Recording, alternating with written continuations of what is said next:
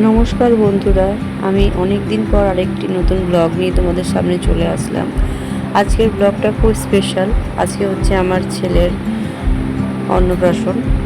আর মাঝখানে আমি অনেক দিন তোমাদের সাথে যুক্ত ছিলাম না, অনেক রকম সমস্যার মধ্যে দিয়ে যাচ্ছিলাম।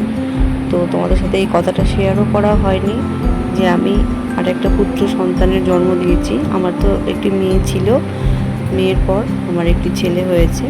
তো যাই হোক, সেসব ব্লগ আর তোমাদের সাথে শেয়ার করা হয়নি। তো এই দেখো আমার ছেলে, এটা আমাদের গ্রামের বাড়ি।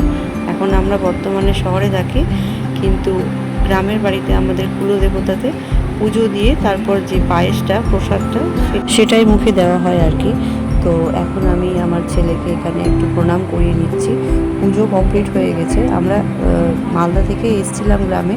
গ্রামে কুলদেবতায় পুজো দেওয়ার পর তারপর কয়েকটি মন্দিরে আমরা একে একে আমার ছেলেকে, আমি আর আমার যা, প্রণাম করিয়ে নিয়ে চলে গেলাম শহরের উদ্দেশ্যে। গ্রামের কাজ কমপ্লিট।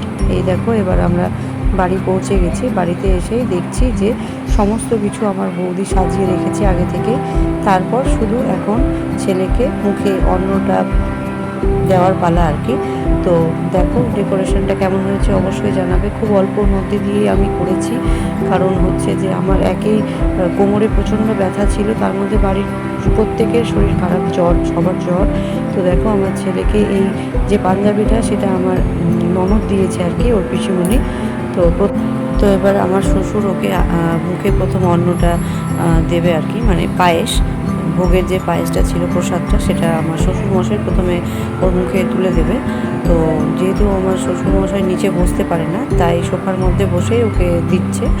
আর প্রথমে শ্বশুরমশাই দেবে, তারপর শ্বশুরমশাই দেওয়ার পর আমার দাদা, মানে ওর মামা দেবে আর কি। তো দেখো ওর মুখটা তোমরা, প্রথম পায়েসের স্বাদ, ওর বোধহয় ভালোই লেগেছে, মিষ্টি তো। এই দেখো কি সুন্দর খেয়ে নিচ্ছে। আর এই যে টোপর পরে, মালা পরে অতিরিক্ত গরমে বিরক্তই হয়ে যাচ্ছে, কারণ সেদিন প্রচণ্ড পরিমাণে গরম লাগছিল। আর ফ্যানটা একেবারে স্পিড কম, যার জন্য আরও গরম লাগছিল। আর এত কিছু পরে ও বিরক্তই হয়ে যাচ্ছিল। তো দেখো পায়েসটাও খেয়ে নিচ্ছে। ওর পায়েসটা খেতে বোধহয় ভালোই লাগছে, কারণ পায়েসটা দেওয়ার সময় ওর মুখটা দেখেই মনে হচ্ছে ভালো লাগছে। তো দেখো ও খেয়ে নিচ্ছে, তোমরা সঙ্গে থাকো, দেখতে থাকো। তো এইবার ওকে, এই যে তোমাদের মধ্যে এটা কার কার মানে আছে আর কি, এই নিয়মটা অবশ্যই জানাবে। তো আমাদের এই নিয়মটা আছে যে খাতা, পেন, তারপর ধান, দুব্বো, টাকা, ইঁদুরের মাটি, এই কয়েকটা জিনিস থালার মধ্যে রাখা হয়। এর মধ্যে যে জিনিসটা বাচ্চা ধরবে, বলা হয় যে সেই দিকেই নাকি বাচ্চার কেরিয়ারটা এগিয়ে যায়।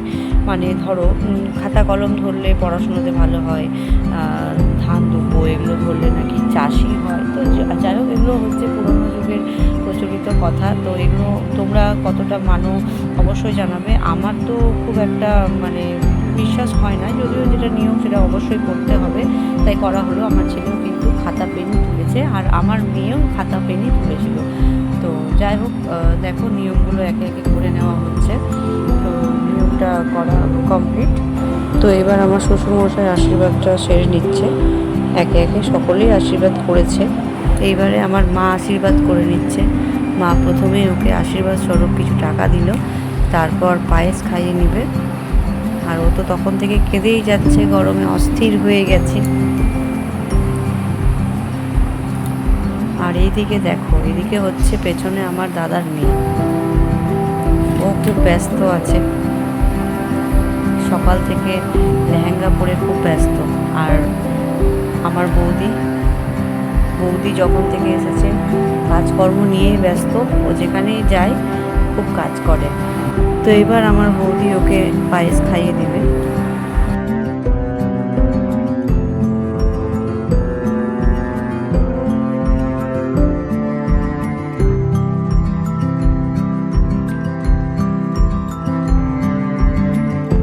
তো দেখো এবার একটু পোজ দিয়ে ছবিটা তুলছে। এতক্ষণে ওর মুখটা একটু ফ্রেশ হয়েছে মনে হচ্ছে। তো জেঠিমা ওকে এবার আশীর্বাদ করে দিচ্ছে।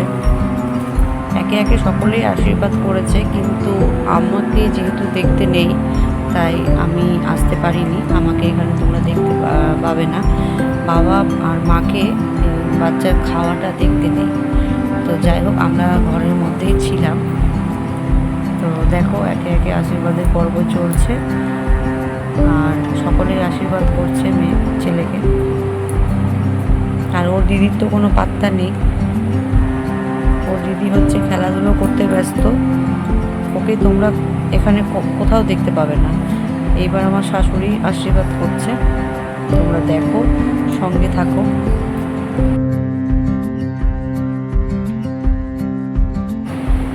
তো দেখো ঠাম্মার কাছ থেকে টাকাটা কি সুন্দর করে নিয়েছে।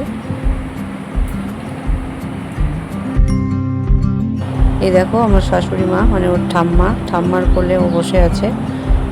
কেমন লাগছে অবশ্যই জানাবে। আর এটা হচ্ছে ওর দাদা, মানে আমার ভাসুরের ছেলে। একদম একই রকম লাগছে দুজনকে।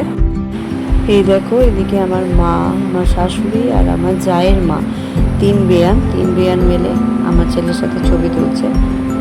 পুরো ভিডিওতে আমার মেয়েকে তোমরা কোথাও দেখতে পাবে না, তাই একটা ছোট্ট মতো ছবি ছিল, আর আমি কোথাও ওকে দেখতেই পাচ্ছি না, তাই এই ছবিটা শেয়ার করলাম। তোমরা অবশ্যই দেখো, বলো কেমন লাগছে ওকে। তো আজকের অন্নপ্রাশনের ব্লগটা এতটুকুই ছিল। ভালো লাগলে অবশ্যই লাইক, কমেন্ট, শেয়ার করতে ভুলো না। টাটা।